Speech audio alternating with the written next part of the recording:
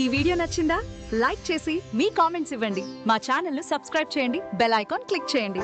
అందరికీ దీపావళి శుభాకాంక్షలు. తెలుగు సినీ పరిశ్రమలో కమెడియన్ల పాత్ర విశేషమైనది. వారిలో ఎంఎస్ నారాయణ తాగుబోతు పాత్రలకు పేరుగాంచారు. షూటింగ్లో తాను తాగనని ఆయన స్పష్టం చేశారు. ఓ తాగుబోతుల సంఘం ఆయనను సన్మానించాలనుకున్నా తప్పుడు సందేశం ఇవ్వదనే కారణంతో నిరాకరించారు. ఇది ఆయన నిజాయితీకి నిదర్శనం. ప్రతి ఇండస్ట్రీలో హీరోయిన్లతో పాటు కమెడియన్లు కామన్. కానీ అన్ని భాషల కంటే తెలుగులోనే ఎక్కువగా కమెడియన్లు ఉన్నారు. టాలీవుడ్లో కమెడియన్ కమ్ హీరోలు ఎక్కువ. ఇంతమంది హాస్యనటులు ఉన్నా కానీ ఒకరితో మరొకరికి పోలిక పెట్టలేము. ఎవరి మార్క్ వారిది, ఎవరి స్టైల్ వారిది.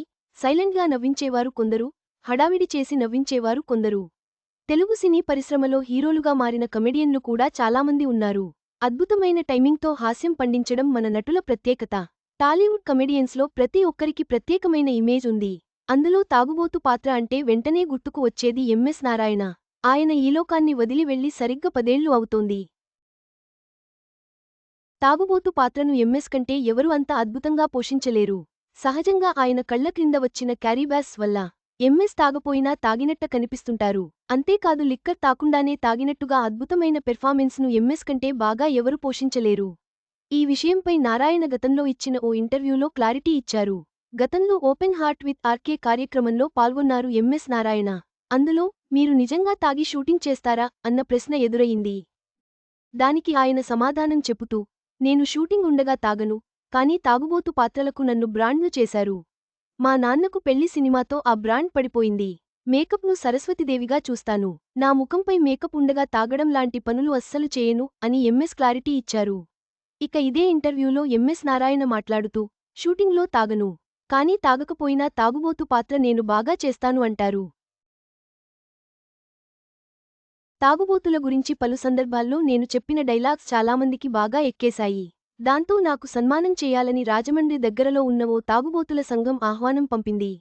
ఘనంగా సన్మానించుకుంటామని వారు అన్నారు. కానీ అటువంటివి చేస్తే రాంగ్ మెసేజ్ వెళ్తుందని నేనే వద్దన్నాను. అసలు అంత అతిగా నేను తాగను, కానీ నన్నే తాగుబోతుల సంఘానికి బ్రాండ్గా మార్చేశారు అని ఎంఎస్ అన్నారు. ఈ మధ్య కాలంలో టాలీవుడ్ చాలామంది కమెడియన్లను కోల్పోయింది.